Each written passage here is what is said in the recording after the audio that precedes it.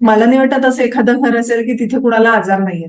आजार म्हणजे मोठेच आजार असे पाहिजे नाही, पण एक लक्षणात्मक आजार पण नाही असं फार कमी जणांना आहे. त्यांना असं वारंवार डोकं दुखून उलटी होण्याची सवय आहे.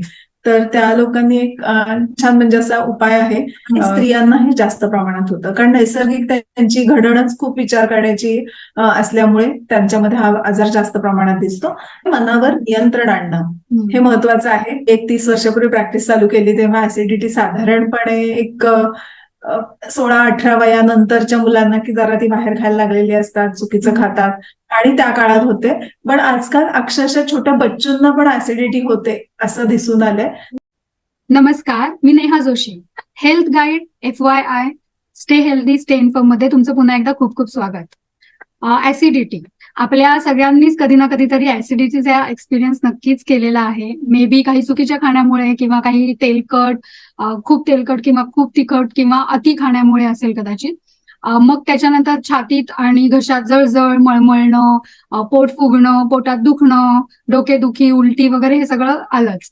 ऍक्च्युली काही काही लोकांना ऍसिडिटी ही खूप वारंवार होत असते आणि त्याच्यामुळे खूप मोठे दुसरेही काही आजार होण्याचा पण धोका नक्कीच वाढतो.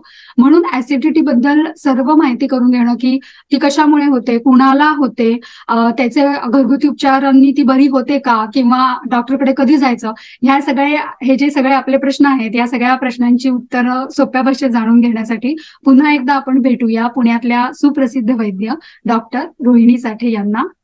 नमस्कार. डॉक्टर, तुमचं पुन्हा एकदा खूप स्वागत. थँक्यू. तर आज आपण बोलणार आहोत ऍसिडिटी बद्दल, जे सध्या अतिशय कॉमन आहे हा प्रकार ऍसिडिटी. म्हणजे ज्याच्या तोंडून आपण आज ऍसिडिटी झाली, हे झालं, ते झालं, मग बाकी पण बऱ्याच गोष्टी ऐकतो की जळजळते, हे होते, ते होते. तर सगळ्यात पहिल्यांदा तुम्ही सांगा मला की ऍसिडिटी हा एक आजार आहे, म्हणजे डिसीज आहे का, हे एक सिम्पटम आहे? ऍसिडिटी, हायपर ऍसिडिटी म्हटलं तर ते आजार आहे ऍक्च्युली. पण ऍसिडिटी हे लक्षण, म्हणजे आता तू अगदी करेक्ट सांगितलंस की छातीत जळजळणं, घशात आग होणं, डोकं दुखणं, उलटी होणं, ही सगळी ऍसिडिटीची वेगवेगळी लक्षणं आहेत. म्हणजे ऍसिडिटी कुठल्या लेवलला झालीये, किती प्रमाणात झालीये, कशामुळे झालेली आहे, म्हणजे काय खाऊन बिघडलंय आणि ते झालेलं आहे. आणि त्यामुळे ही वेगवेगळी सिम्पटम्स ही सगळी ऍसिडिटी या हेडिंग अंडरच येतात. त्यामुळे ऍसिडिटी हे लक्षण म्हणून खूप वेळा आढळतं आणि मुख्यतः पचन संस्थेच्या आजारा संबंधित हे लक्षण आहे. तर त्या लक्षणावरून आणि ते लक्षण म्हणून जरी ट्रीट केलं तरी सुद्धा अनेक पुढचे मोठे आजार आपण कसे टाळू शकतो हे आपण पुढे ओघात बघूयात. पण मुळात ऍसिडिटी ही आज खूप कॉमन झालेली आहे. पूर्वी म्हणजे 30 वर्षापूर्वी प्रॅक्टिस चालू केली तेव्हा ऍसिडिटी साधारणपणे एक 16-18 वयानंतरच्या मुलांना की जरा ती बाहेर खायला लागलेली असतात, चुकीचं खातात आणि त्या काळात होते. पण आजकाल अक्षरशः छोट्या बच्चूंना पण ऍसिडिटी होते असं दिसून आलंय. त्याची अनेक कारण ती आपली ओघात येतील पुढे. ओके, चालेल. मग आपण ती कारणच आता लगेच तुम्ही सांगा, मग आता आपण बोलतच आहोत. म्हणजे आता तुम्ही लहान मुलांचं सांगितलं ते, तेव्हा म्हणजे सगळ्या वयोगटातल्या लोकांसाठी, आणि मेन बेसिकली ही जास्त कुणाला होते, म्हणजे याच्यात काय असं फिमेल्सना जास्त होते, मेल्सना असं काही आहे का वयोगट? बरोबर. म्हणजे आता जर आपली संस्कृती बघितली तर त्याच्यामध्ये थोडे आपण स्त्रिया ह्या कमी म्हणजे व्यायाम म्हणून कमी, स्वतःच्या शरीराकडे कमी लक्ष देणाऱ्या असतात आणि थोडं शिळं राहिलं तर आपण संपवून टाकणे वगैरे अशा थोड्या मेंटॅलिटीतल्या आपण पुष्कळ वेळा जर असू तर स्त्रियांना हा जास्त प्रमाणात झालेला दिसतो. विचार करण्याची पद्धत ही पुष्कळ वेळा त्यासाठी कारणीभूत होते.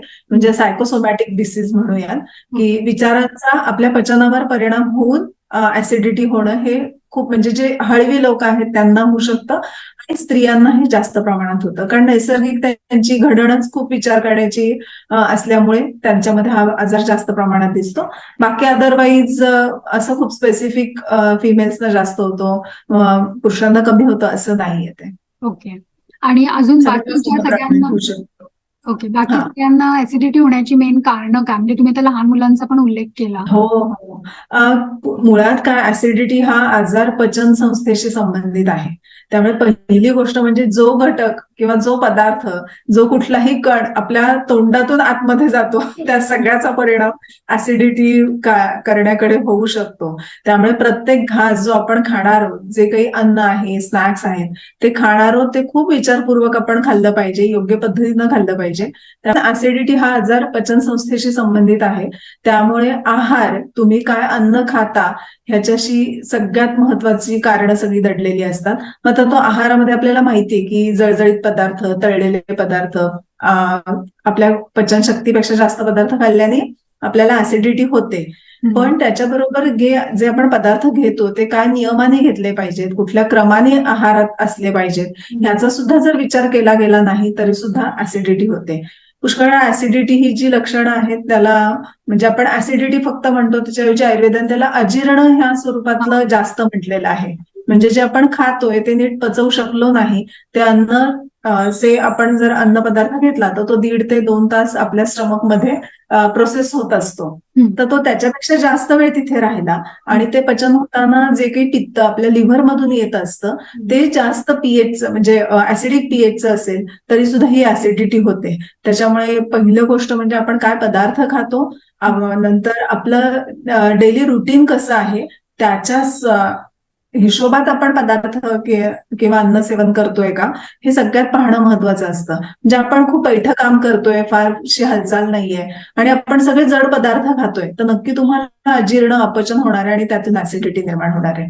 नंतर आपलं काम शिफ्ट ड्युटी मधलं आहे आणि तरीही आपण खूप गरम पदार्थ खातोय, उष्ण पदार्थ खातोय, तर्रीवाले पदार्थ खातोय, तर ऍसिडिटी तुम्हाला जास्त प्रमाणात होणार आहे. त्याप्रमाणेच खूप तुमचे श्रम होत आहेत, पण पदार्थ सगळे कोरडे असणारे आहेत. म्हणजे कोरड्या पदार्थांमध्ये आपण सांगूयात ना की टोस्ट म्हणा, बिस्किट म्हणा, यांचा तुम्ही वापर जास्त करताय, तरी सुद्धा ऍसिडिटी किंवा अजीर्ण आपल्याला जास्त होऊ शकणार आहे. म्हणजे मुळात पचनासंबंधित तुम्ही नियम पाळले नाहीत की नक्की तुम्हाला ऍसिडिटी होणार आहे. ओके. मग लहान मुलांच्या संदर्भात सुद्धा हेच सगळं आहे की हो, लहान मुलांच्या संदर्भात थोडासा वेगळा विचार करावा लागतो की त्यांना आज आपण जे फूड देतोय, म्हणजे एक तर ब्रेस्ट फीड असेल तर आईचं जर आहार चुकीचा असेल किंवा तिला मुळात ऍसिडिटीचा तक्रार असेल तरी लहान मुलांना होताना दिसतेय, किंवा मग त्यांना जे आपण रेडी टू कुक फूड देतोय किंवा अनेक बाहेरचे पदार्थ देतोय त्याच्यामुळे त्यांच्यामध्ये ते ऍसिडिटीचं प्रमाण आहे. आणि त्याला आणखीन थोडं मागे जाऊन जर कारणाचा विचार केला तर आईने जे अन्न सेवन केलेलं आहे 9 महिन्यामध्ये, ते बाळ पोटात असताना, तेही एक कारणीभूत होतं की त्या बाळाची ऍसिडिटी लवकर होणार आहे. दुसरी गोष्ट म्हणजे आईला खाण्यात आलेले पदार्थ तिने खूप अगदी चूज करून व्यवस्थित नियमाने खाल्लेले आहेत, पण आज जे अन्नधान्य उगवलं जात आहे, जे तयार केलं जातंय, त्याच्यामध्येच इतके पेस्टिसाइड्स, नंतर त्याची ग्रोथ होण्यासाठी अनेक केमिकल्स वापरणं, ह्याचाही परिणाम हे असे पुढे जाऊन हे अन्न ऍसिडिटी वाढवणं अशा प्रकारचं करत आहे. त्यामुळे नैसर्गिक शेती हा एक आता जो विषय आलाय तो या संदर्भात खूप महत्वाचा आहे. ओके. तर ही गोष्ट तर आपण आता टाळू शकत नाही की आपल्याला जे धान्य येतं ते कसं आहे, पण बाकी प्रिकॉशनरी मेजर, म्हणजे अपार्ट फ्रॉम तुम्ही जे सांगितलं की आपण काय काम करतो आहोत, म्हणजे बैठक करतो आहोत, कुठल्या म्हणजे बाहेर किती वेळ करतो आहोत, बाहेरचा सीझन काय, हे बघून आपण खाणं आणि जास्त बिस्किट आणि हे जे पदार्थ आहेत हे कमी खाणं, हे सगळं झालंच. ह्या व्यतिरिक्त अजून काही प्रिकॉशनरी मेजर्स आपण घेऊ शकतो का की ज्याच्यामुळे ऍसिडिटी मुळात होणारच नाही? म्हणजे बरोबर. आयुर्वेद नेहमीच सांगत आलाय की तुम्ही काय खाताय ह्याला थोडंसं दुय्यम महत्व आहे, ते तुम्ही कसं पचवताय हे सगळ्यात इम्पॉर्टंट आहे. ते तुम्ही योग्य पद्धतीनं पचवलं नाहीत, पचवू शकला नाहीत की तुम्हाला कुठला ना कुठला आजार होणारच आहे. मग आता ऍसिडिटीच्या संदर्भात जर विचार केला तर आता असे आपण आहाराचे नियम जे बघू किंवा, तर त्याच्यात आपल्याला कळेल की कुठल्या पद्धतीनं, कुठल्या नियमाने आपण वागलं पाहिजे डे टू डे, म्हणजे त्याला दिनचर्या म्हणतात.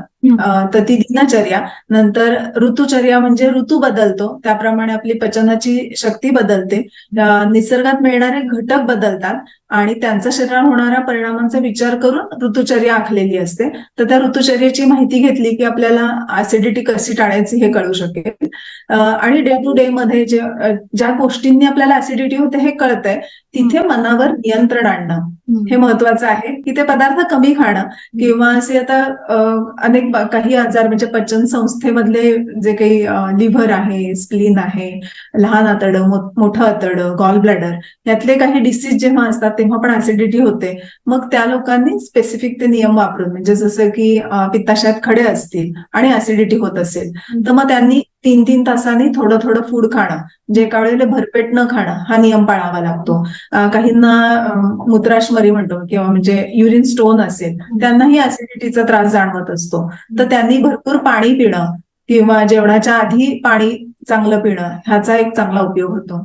असं प्रत्येक डिसीजनुसार तो एक विचार करावा लागतो. पण इन जनरल माझं अजीर्ण टाळणं ह्याच्यासाठी आहाराचे नियम, पण त्याच्याबरोबर पचवणं म्हणजे ती चांगली पचनशक्ती वाढण्यासाठी नियमित व्यायाम याला पर्यायच नाहीये. कुठलाही ठरवा, तुमच्या डेली रुटीन प्रमाणे तुम्ही व्यायाम ठरवा. तुम्हाला किती वेळ अवेलेबल आहे त्याप्रमाणे तुम्ही व्यायाम करा की आणि मग ह्याच्यातला एक आपण सगळ्यांचा विचार केला आणि की कॉमनली काय चालेल तर सूर्यनमस्कार इज बेस्ट व्यायाम आहे. म्हणजे सर्वांगाला व्यायाम होतो पण त्या प्रत्येक ऑर्गनला आपला व्यायाम होतो आणि त्याचं काय म्हणूयात एक बॅलन्स होणं हे सूर्यनमस्कारांनी खूप केलं जातं. आणि आज आपल्याला बघतो की आपले जे काही रुटीन असतात त्याच्यामुळे आपण आपला बॅलन्सच घालवलेला असतो आणि आजार होताना दिसतात. म्हणजे आता मला नाही वाटत असं एखादं घर असेल की तिथे कुणाला आजार नाहीये. आजार म्हणजे मोठेच आजार असे पाहिजे नाही, पण एक लक्षणात्मक आजार पण नाही असं फार कमी जणांना आहे. पण जे नियमित व्यायाम करतात त्यांना नक्की आजार कमी आहेत. काही सीझननुसार झाले तरी ते लवकर बरे होणं हा पण एक घटक खूप महत्वाचा दिसतो. त्यामुळे व्यायामाला पर्याय नाही. मग आजार कुठलाही असू दे, व्यायाम हे त्याचं उत्तर असतं. आणि मग ऍसिडिटीचा जर विचार केला तर एक सुरुवात झालेली आहे, म्हणजे नुकतंच ऍसिडिटीची सुरुवात झाली आहे. तर त्यांनी आपला विचार करणं की आपलं काय चुकतंय खाण्यामध्ये हे बघायचं आणि सूर्यनमस्कारासारखा नियमित व्यायाम चालू केला तर खूप चांगला उपयोग होतो. त्यामुळे व्यायाम हे त्याचं प्रिकॉशनरी मेजर आपण म्हणूया. ओके. आता तुम्ही मगाशी उल्लेख केला की लिव्हर किंवा गॉल ब्लॅडर किंवा ह्यासारखे आजार असतील तर ऍसिडिटी बद्दल काळजी घेणं महत्वाचं आहे.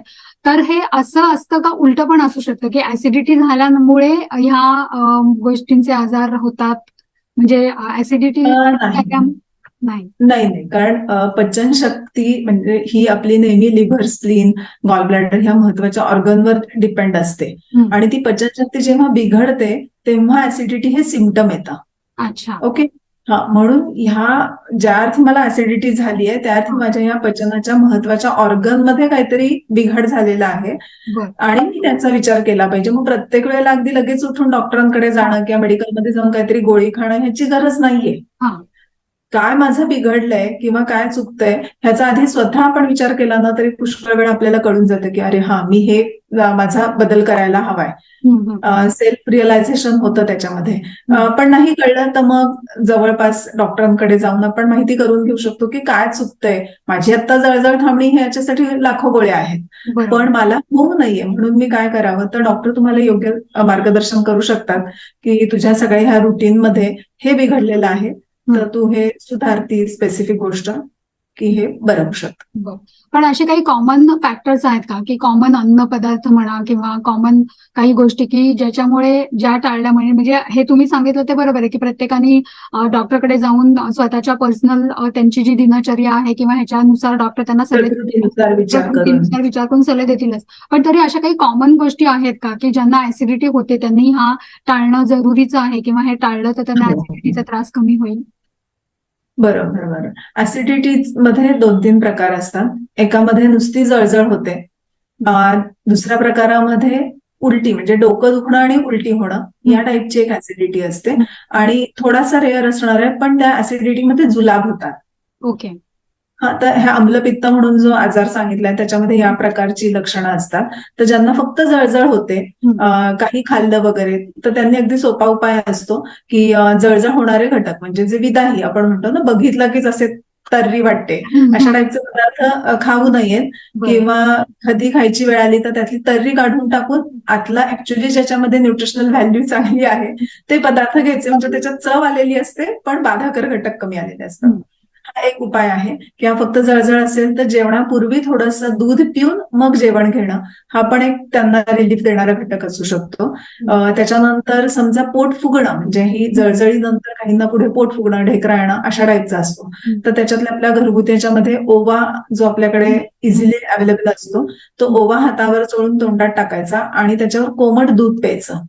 हे केल्याने काय होतं की अँटॅसिडिक इफेक्ट मिळतोच, आणि जे गॅसेस असतात तेही पुढे त्याच्या नॅचरल वेनी पुढे जातात, त्याच्यामुळे त्याची जळजळ थांबते. आणि हे जर थोडे दिवस सलग केलं, म्हणजे एखाद्या काही कारणाने, एखादा औषध घेतल्यामुळे वगैरे अशी काही ऍसिडिटी झाली असेल तर ती ताबडतोब बरी होते आणि मुळातनं बरी होते. त्यामुळे हा एक उपाय आहे.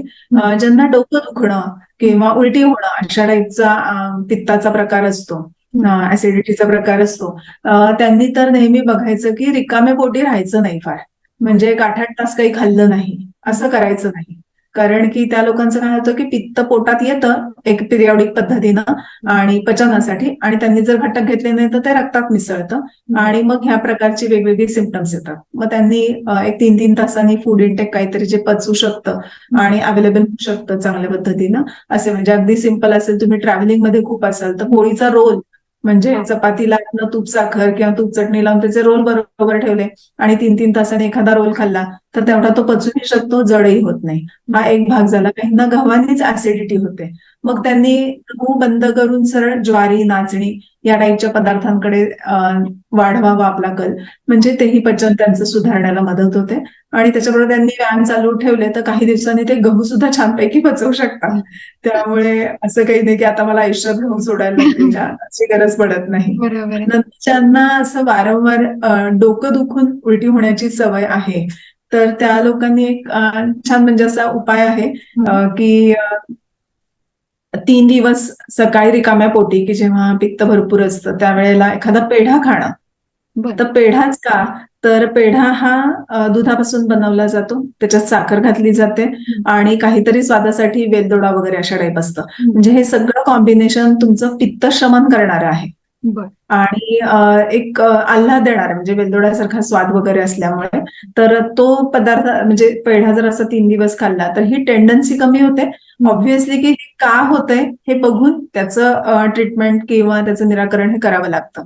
पण हा एक उपाय खूप जणांना उपयुक्त दिसलेला आहे. आणि त्याच्याबरोबर त्यांनी कारण काढून टाकलं तर मग खूप असं, म्हणजे मायग्रेन सारखे आजार असतात कित्येक वर्ष, ते सुद्धा क्लिअर होतात. ओके. खूप जणांना ऍसिडिटी होण्याचं मेन कारण म्हणजे स्ट्रेस, तुम्ही जसं उल्लेख केला सायकोसोमॅटिक हे आहे. म्हणजे मे बी त्यांचं खाणं पिणं पण व्यवस्थित असेल, ते व्यायाम पण करत असतील, पण बिकॉज जस्ट स्ट्रेसमुळे त्यांना ऍसिडिटी होत असेल, तर त्यांनी ह्याच्यासाठी काय करायला पाहिजे?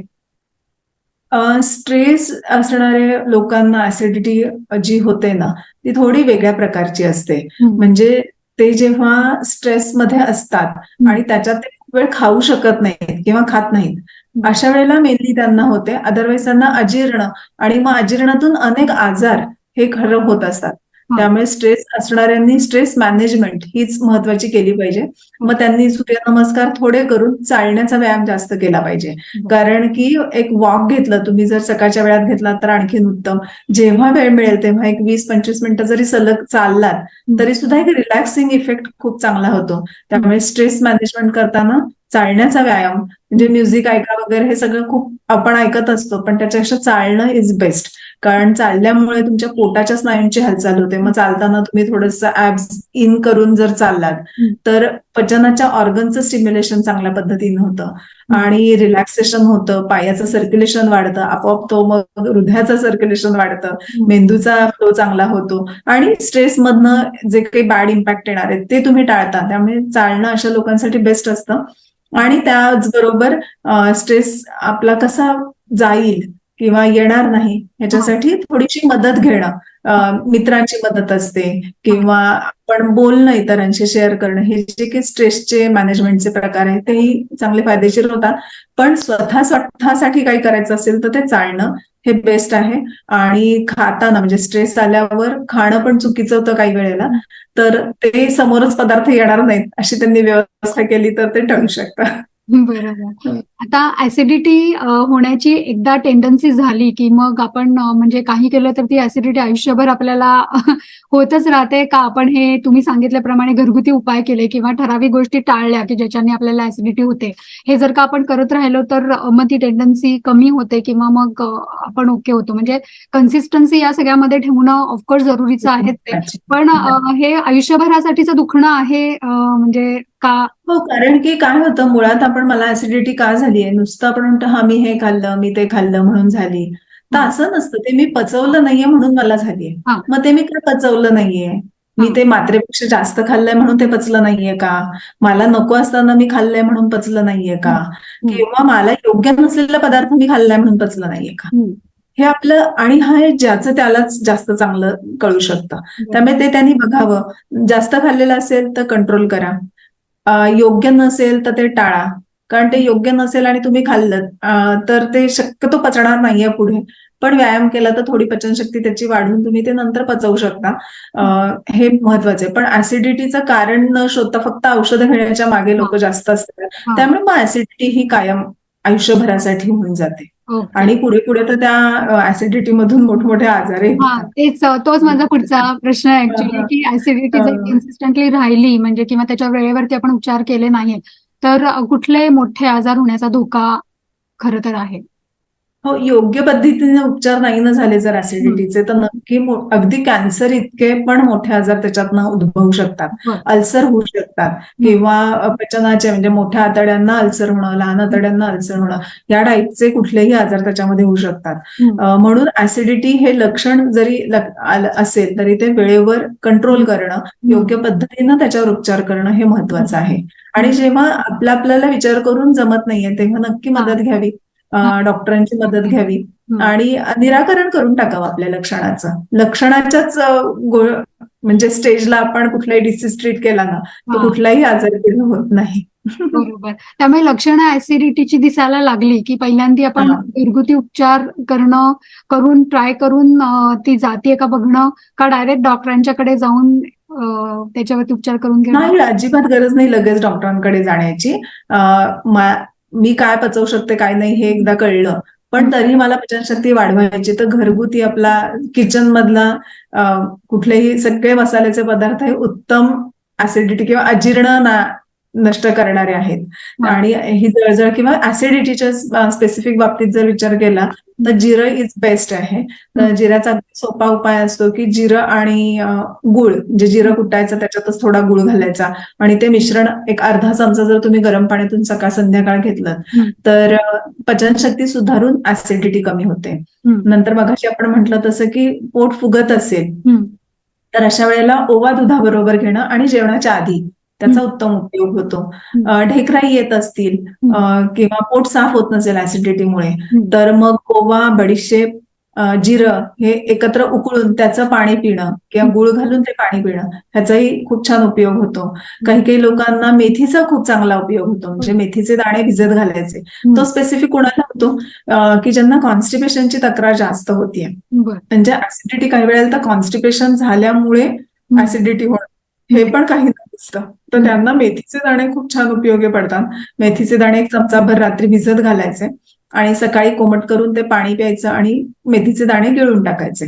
तर त्यातले जे काही घटक आहेत त्या घटकांमुळे आतड्यांची ताकद वाढणं आणि आतड्यातला मळभाग जो आहे तो हळूहळू पुढे सरकवण्याची ताकद येणं हे मुख्य मेथी चांगलं होतं. त्यामुळे तो एक चांगला उपाय होतो. बरोबर. पाण्याचा एक खूप महत्वाचा विषय ऍसिडिटी मध्ये असतो की पाण्याचं योग्य प्रमाण जरी पिण्यात नसेल ना तरी सुद्धा ऍसिडिटी होते. त्याच्यामध्ये स्पेसिफिक जेवणाबरोबर पाणी पिण्याचा जो नियम आहे की सॉलिड फूड तुमचं जेवण आहे तेवढं लिक्विड गेलं पाहिजे. मग त्या लिक्विडमध्ये तुमचं आमटी, सार, एखादी रसभाजी, रस्सा भाजी आणि पाणी ह्या सगळ्यांचं मिश्रण मिळून एक लिक्विड भाग तयार होतो. सो तुम्ही जर त्या प्रमाणात पाणी घेतलं तर ऍसिडिटी होत नाही. आणि ऍसिडिटी खूप होत असेल तर सकाळी उठल्या उठल्या सुद्धा एक 3 आठवडे 1 लिटर पाणी पिणं की ज्यामुळे वर जी पचन संस्थेच्या वरच्या भागात असणारी ऍसिडिटी ही पाण्याबरोबर न्यूट्रलाइज होऊन आतड्यातून बाहेर पडेल मळावाटे अशी एक व्यवस्था आपण करू शकतो. त्याचाही काहींना उपयोग होतो. पण हे करावं की नाही हे जवळ डॉक्टरांशी बोलून ठरवावं. काही वेळेला कारण आपण समजतो त्या टाईपची ती ऍसिडिटी नसेल तर पाण्याचा दुष्परिणामही होऊ शकतो. बरं. पण सेफ आहे की तुम्ही 2 आठवडे ट्राय करू शकता.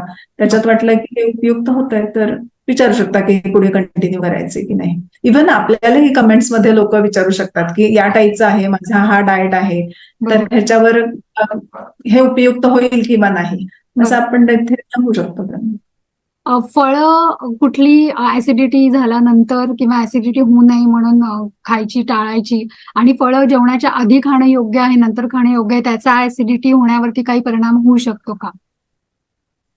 फळांचा ऍसिडिटीवर कसं खाताय हे ती मदत करणार आहेत ऍसिडिटी बरी करायला का ऍसिडिटी वाढवायला हे ती ठरत असतं. कारण जेवण झाल्यावर जर तुम्ही फळं खाल्ली तर ती जड होतात पचायला आणि त्यात ती आंबट रसाची म्हणजे आता स्ट्रॉबेरी सारख्या काही हे असतील फळं तर ती नक्की ऍसिडिटी वाढवतात. पण ती जेवणाबरोबर खाल्लीत म्हणजे त्याला थोडंसं मीठ लावून वगैरे खाल्लीत तर ती पचन सुधारतात आणि ऍसिडिटी कमी करतात. ओके. फक्त ऍसिडिटी खूप असेल तर मग अशा वेळेला तुम्ही सीताफळासारखी फळं किंवा चिक्कूसारखं फळ हे जर नुसतं खाल्लं म्हणजे तेव्हा मग आहार काही घ्यायचा नाही, फळ खायचं तरी सुद्धा ऍसिडिटी सुधारण्यासाठी मदत होते. त्याच्यानंतर काही वेळेला जंतांमुळे ऍसिडिटी होत असते लोकांना.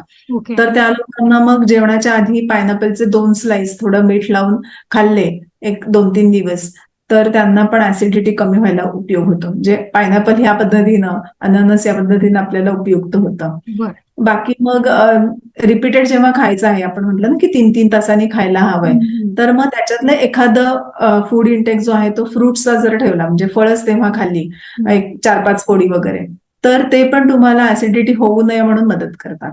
ड्रायफ्रुट्स जे आहेत ती सुद्धा त्यातले मनुका ह्या बेस्ट आहेत ऍसिडिटी कमी करायला.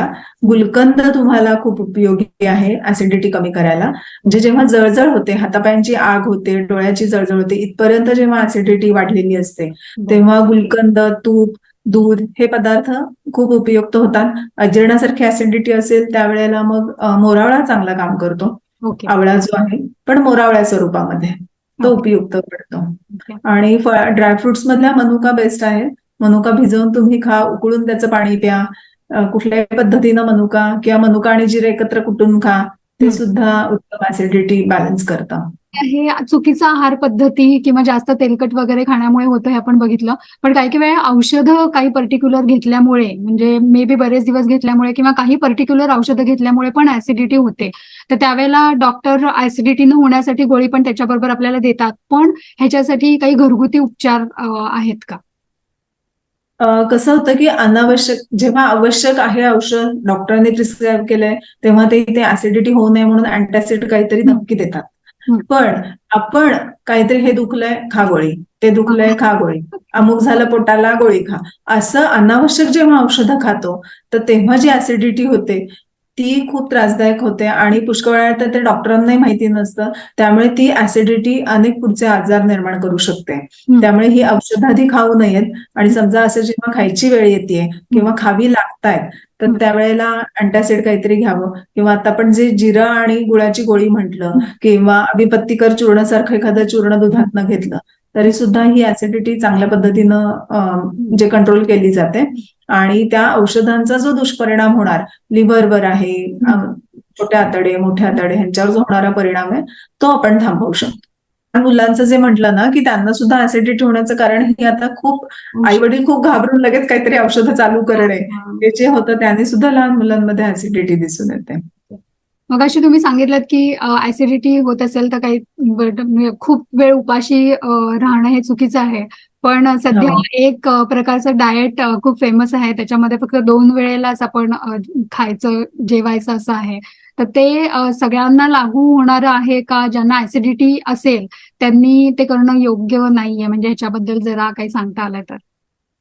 जेव्हा ऍसिडिटी अजीर्णाचं स्वरूप म्हणून असते, ओव्हर इटिंगमुळे झालेली असते आणि मग त्याबरोबर तुम्हाला एखाद्या मेटाबॉलिक डिसऑर्डरचे जे काही आजार आहेत म्हणजे डायबेटीस आहे, वजन वाढणं आहे, हे जेव्हा असतं तेव्हा हे 2च वेळचं जेवण हे काही काळ तुम्हाला नक्की फायदेशीर होतं.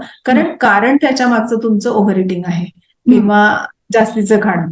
तर त्यांना ते नक्की उपयोगी आहे. पण जे पित्त प्रकृतीचे लोक आहेत त्यांना हे त्रासदायक होऊ शकतं पुढे. बरं. त्यांनी हे काही सिम्पटम्स आलेली आहेत तेवढ्या काळापुरतं तसं डाएट केलं आणि मग प्रकृतीनुसार योग्य डाएट घेतलं तर ते उपयुक्त होतं.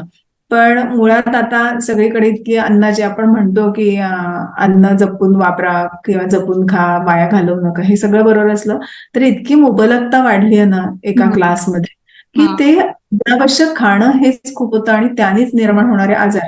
आणि ते तेवढं मुबलक मिळण्यासाठी जे काही कष्ट केले जातात, स्ट्रेस घेतले जातात, त्यांनी पचनशक्ती तुमची कमी होते. त्यामुळे नंतर मुबलक मिळालेलं अन्न पचवण्याची शक्तीच उरत नाही आणि बरं. अनेक आजार होतात. मग त्यावेळेला मात्र हे 2च वेळ खाणं आणि मग ते खाण्याचे पण काही नियम आहेत. म्हणजे असं नाहीये की 2 वेळा काही वाटेल ते खा. हा. ते नियम पाळून जरी तुम्ही हे केलं तर ते उपयुक्त होतं. पण तुमचं तसं खाणं आणि आधी त्याप्रमाणे काहीतरी रुटीन चुकीचं असेल तर त्यांना ते उपयुक्त आहे. म्हणजे इन जनरल सगळ्यांनीच 2 वेळा खावं हे चुकीचं आहे. बरोबर. So thank you doctor. तुम्ही खूपच आज सोप्या भाषेमध्ये आणि खूपच छान माहिती सांगितली आणि खूप घरगुती उपाय पण सांगितले. तुम्ही इतका वेळ दिला आम्हाला त्याबद्दल थँक्यू सो मच. अगेन परत भेटू. येस. सो डॉक्टरांनी सांगितल्याप्रमाणे काही लाईफस्टाईलचे चेंजेस, खाण्यापिण्याच्या काही सवयींमधला बदल, स्ट्रेस मॅनेजमेंट आणि असे बरेच काही घरगुती उपचार जे त्यांनी सुचवले आहेत, हे सगळं करून आपण ऍसिडिटी ही नक्कीच कंट्रोल करू शकतो. कारण ऍसिडिटी जर का वाढली तर मोठ्या मोठ्या आजार होण्याचा धोका असतो. त्यामुळे वेळेवरती ऍसिडिटी कंट्रोल करणं फार जरुरीचं आहे. सो आज इथेच थांबूया. परत भेटू. तोपर्यंत stay inform so that you can stay healthy. Keep smiling. And please like, share and subscribe to this channel. आमचे ह्या आधीचे एपिसोड तुम्ही बघितले नसतील तर जरूर बघा. लिंक्स डिस्क्रिप्शन बॉक्समध्ये दिलेले आहेत. नमस्कार.